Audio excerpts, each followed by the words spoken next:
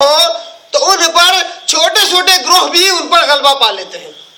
اس سے معلوم ہوا کہ چھوٹے چھوٹے گروہ اگر آپس میں مل جائے تو ان میں بھی اتحاد پیدا ہو جاتا ہے. پھر وہ بڑے بڑے گروہوں کو مات دے سکتے ہیں، یا بہت سارے گروہ جو ان کے مقابلے میں زیادہ ہیں گروہ ہیں، جیسے 2 گروہ کے مقابلے میں 10 گروہ ہیں، چھوٹے چھوٹے ہیں بھلے ہی دونوں بھی، مگر 10 گروہ کی تعداد تو زیادہ ہوتی ہے، تو ان پر غلبہ پا لیتے ہیں. کم من فئۃ قلیلۃ غلبت فئۃ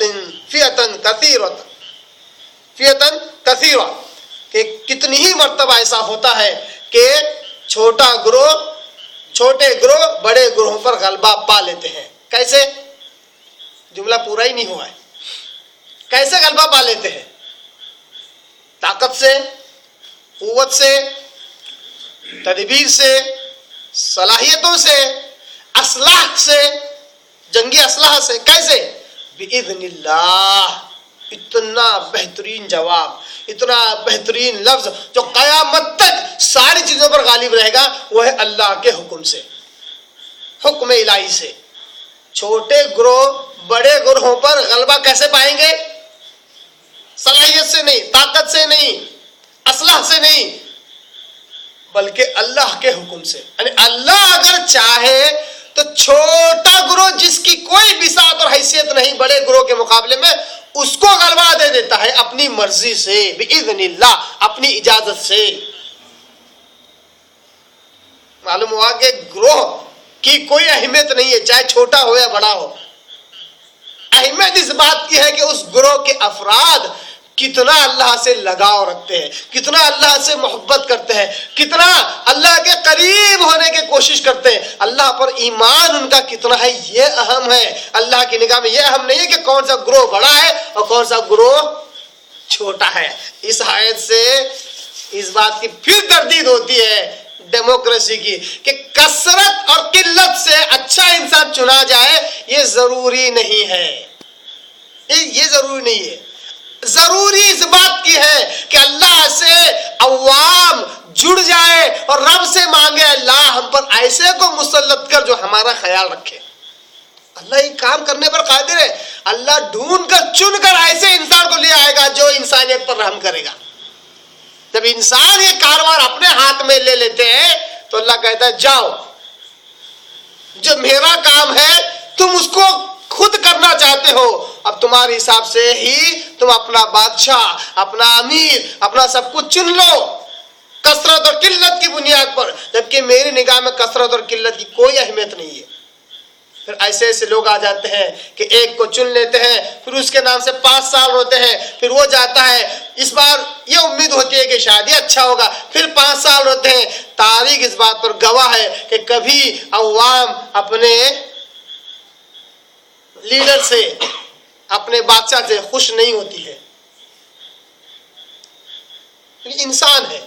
بہرحال بہترین اصول جو غلبہ پانے کا ہے وہ یہ ہے کہ اللہ کی اجازت، اللہ کی مرضی، اللہ کا حکم یہ اہم ہے، قلت اور کثرت اہم نہیں ہے.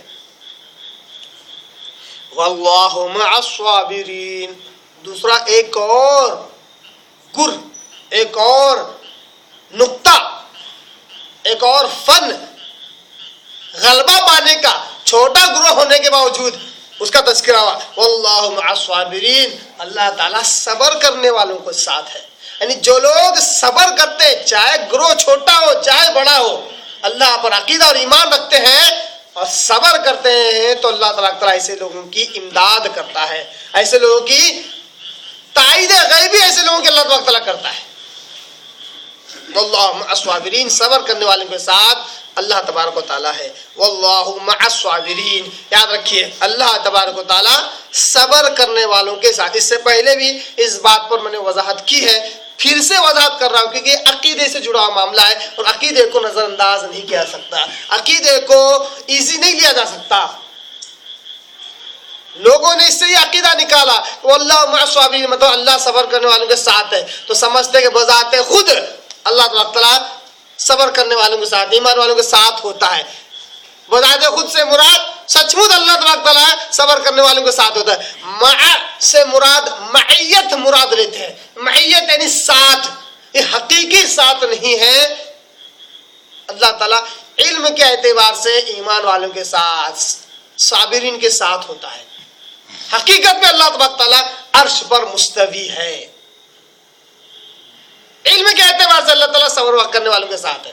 اگر لوگ اس سے یہ عقیدہ رکھیں کہ ہم صبر کرنے والے ہیں اس لیے اللہ تعالیٰ ہمارے ساتھ ہے، ہمارے ساتھ اٹھتا بیٹھتا ہے، اللہ تعالیٰ ہمارے دل میں رہتا ہے. ایک نے تو بڑا عجیب و غریب میسج بھیج دیا موبائل پہ، کہا اللہ کہاں رہتا ہے؟ تو بولے اللہ دل میں رہتا ہے. کیا کہا؟ اللہ دل میں رہتا. کیسے؟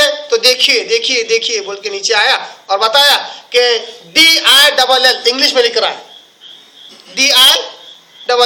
اب ڈی کے بعد ایک اسپیس دے دیا جس کو انڈرسکور کہتے ہیں، آئی کے بعد ایک اور انڈرسکور، ایل کے بعد ایک اور انڈرسکور.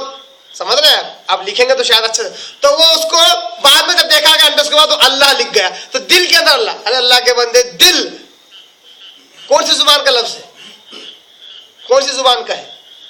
عربی کا ہے. عربی میں تو قلب کہتے ہیں. اور اس دل کو انگریزی میں لکھ رہا ہے، اردو میں بھی نہیں. اردو میں دل لکھ کے اللہ بنا کے نہیں بتا سکتا. عربی وہ جو اردو جو لفظ ہے دل، اس کو انگلش میں لکھ رہا ہے DILL. اب اس کے بیچ میں اسپیس دے رہا ہے، کہہ رہا ہے کہ اللہ دل میں رہتا ہے. ارے اللہ کے بندے، اللہ دل میں نہیں رہتا. اللہ کی یاد، اللہ کا ایمان دل میں بسانا پڑتا ہے. نعوذ باللہ، اللہ کی شان میں یہ گستاخی ہے کہ اللہ تعالیٰ دل میں گھس جا رہا ہے. نہیں، اللہ تو اپنی شان کے اعتبار سے عرش پر مستوی ہے. سب سے بہترین لفظ کون سا ہے؟ اللہ اپنی شان کے اعتبار سے عرش پر مستوی ہے. اس دنیا میں آنا اللہ کے شان نہیں ہے، بلکہ اللہ کی شان میں گستاخی اگر کوئی ایسا عقیدہ رکھے.